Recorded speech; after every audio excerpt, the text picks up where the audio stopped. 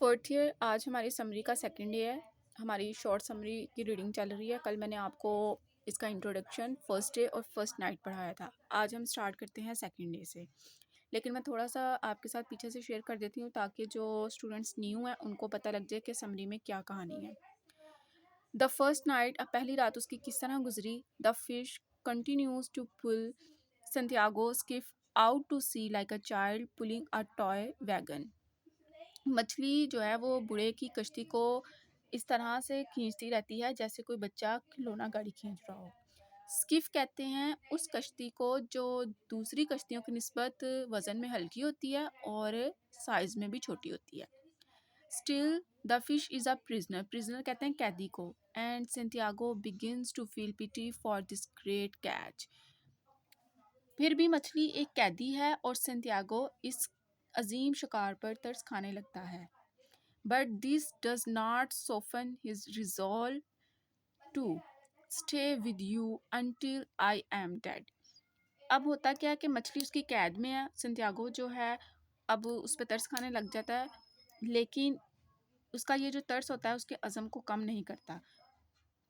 फिर वो कहता है खुद से, मैं तुम्हारे साथ रहूँगा जब तक मैं मर ना जाऊँ, यानी मैं उस वक्त तक तुम्हारे साथ फाइट करता रहूँगा, लड़ता रहूँगा जब तक मैं मर नहीं जाता। सेकेंड डे, अब यहाँ पे पहली रात ख़त्म होगी, नया दिन शुरू हो गया। Santiago increases tension on the line to the breaking point, attempting to make the fish jump.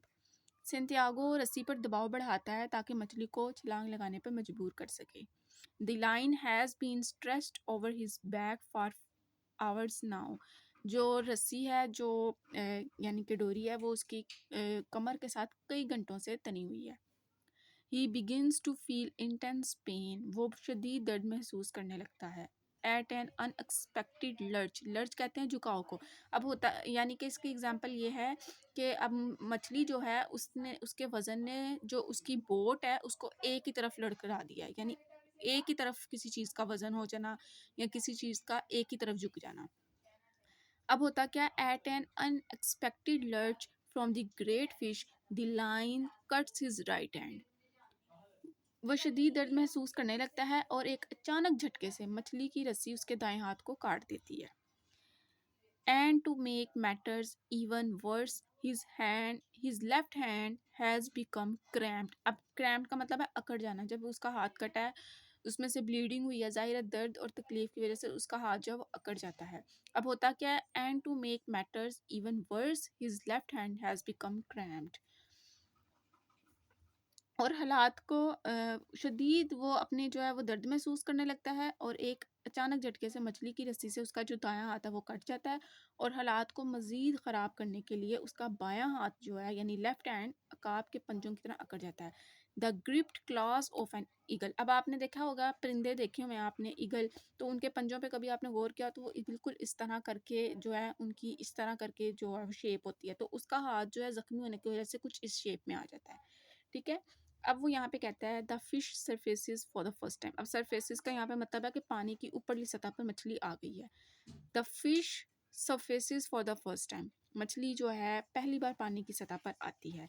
Santiago seize, Santiago देखता है, he has hooked a marlin, उसने मार्लिन को कांटे में फंसा लिया है।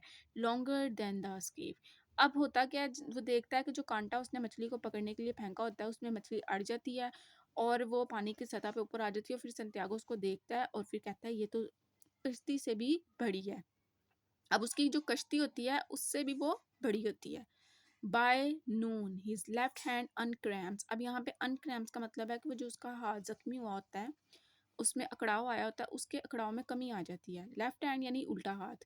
दोपहर के वक्त, अब थोड़ी सी जब दोपहर होती है तो उस वक्त वो अपने हाथ के अकड़ाव के अंदर कमी महसूस करता है। And he repeats prayers for success as the fish continues towing the Schiff.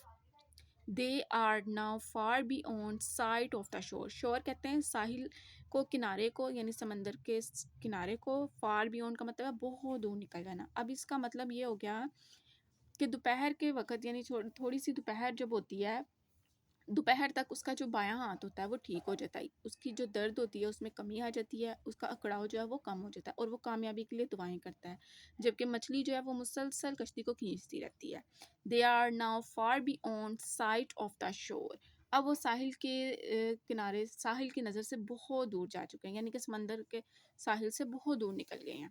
इसके बाद क्या होता है, baseball and intense interest he shares with Manolin. Manolin कौन था? ये वो लड़का था जो उसके साथ काम करता था, ठीक है। occupies his thoughts particularly his idealization। idealization कहते हैं बुत परस्ती को, यानी बुतों की पूजा करने को। of the great जो डिमैजियो। अब ये जो डिमैजियो कौन था? ये वो था जो बेसबॉल का प्लेयर भी था और ये एक अमेरिकन था। अब वो यहाँ पे बात कर रहा है, वो कहता है कि बेसबॉल एक ऐसा दिलचस्प खेल है जिसमें संतियागो और मैनोलिन दोनों को बड़ी दिलचस्पी है, ख़ास तौर पर अजीम खिलाड़ी डिमैजियो की तारीफ, यानी डिमैजियो का जब जिक्र आता है तो वो दोनों बहुत दिलचस्पी रखते हैं। Santiago recalls a time in his youth when he too was the champion in a day-long arm wrestling match with a mighty opponent। Day long कहते हैं दिन भर की, पूरे दिन की। आर्म रेसलिंग यानी कुश्ती लड़ना। अब जो संतियागो होता है उसको अपनी जवानी का वो वक्त याद आता है जब वो एक दिन भर, यानी एक पूरे दिन में कुश्ती के मुकाबले में एक ताकतवर इंसान को जो है वो हरा देता है और उस वक़्त वो चैम्पियन कहलाता है। यहाँ पे हमारी जो है सेकंड डे जो हमारा मुकम्मल होता है, अब हमारी सेकंड नाइट स्टार्ट हो जाती है। अब दूसरे दिन की जो रात है उस पे क्या होता है, Santiago eats a small fish he has catch की सेकंड और थर्ड फॉर्म है ये caught. He has caught on one of his other lines and he sleeps for the first time। सिंथियागो जो है उसने जो दूसरी लाइनें समंदर में फेंकी होती हैं या दूसरी तरफ जो उसने नाका लगाया होता है उसमें से जो छोटी छोटी मछलियाँ पकड़ी गई होती हैं उनमें से वो एक मछली को खाता है और सो जाता है, पहली बार सोता है वो। देन अ फ्यूरियस जर्क, एक शदीद झटका of the line wakes him. फिर जो उसने लाइनें लगाई होती हैं, जो नाका उसने लगाया था समंदर में, फिर रस्सी का एक ज़बरदस्त झटका उसको जगा देता है। एंड हिज हैंड्स, और उसके दोनों हाथ गेट बैडली कट, और उसके हाथ जो हैं बुरी तरह जख्मी हो जाते हैं। The great marlin is jumping, जो बड़ी मछली है मार्लिन वो उछल कूद कर रही है। दिस इज गुड, ये अच्छी चीज़ है, because its air sacs will fill. अब उसके लिए ये एक अच्छी चीज़ होती है क्योंकि उसको पता है कि जब तक मछली जो है वो मूव करेगी तो जो उसके कश्ती के बादबान के ऊपर जो कपड़ा लगा होता है उसको जब हवा मिलेगी तो हवा की सिमत से कश्ती जो है वो मूव करेगी, तो ये उसके लिए एक गुड साइन था। बड़ी मार्लिन जो है वो छलांगे लगा रही है, ये अच्छी बात है क्योंकि उसके हवा के जो कपड़े हैं वो भर हवा की वजह से जो कश्ती के ऊपर कपड़े लगे हुए हैं, जो बोरियां सी लटकी हुई हैं, वो उसकी वजह से मूवमेंट में आ जाएंगी। The fish will not sink to the bottom and die. मछली जो है वो ना तो डूबेगी और ना ही मरेगी। Unable to be pulled back up, इसीलिए उसे वापस ऊपर खींचा जा सकेगा। अब यहाँ पे वो ये प्लानिंग कर रहा है, ये सोच रहा है, ये देख रहा है कि मछली जो है उसकी कश्ती को मुसलसल घसीटने और खींचने में लगी हुई है और वो पानी की बिल्कुल ऊपर की सतह पे है और उसको ये चीज़ अच्छी लग रही है क्योंकि उसको पता है कि जिस सतह पर ये आ चुकी है यहाँ पे मेरी कश्ती को भी मूवमेंट मिल रही है और दूसरा ये है कि मछली यहाँ पे ना तो मरेगी और ना ही ये डूबेगी और मेरे लिए आसानी हो जाएगी इसको खींच के अपनी बोट में रखने के लिए। यहाँ पे हमारी जो है सेकंड नाइट ख़त्म होती है। अब इस वीडियो का जो नेक्स्ट पार्ट है वो आपको मैं, यानी कि थर्ड डे जो है वो हम आपको नेक्स्ट वीडियो में पढ़ाऊंगी मैं। So stay connected and stay blessed.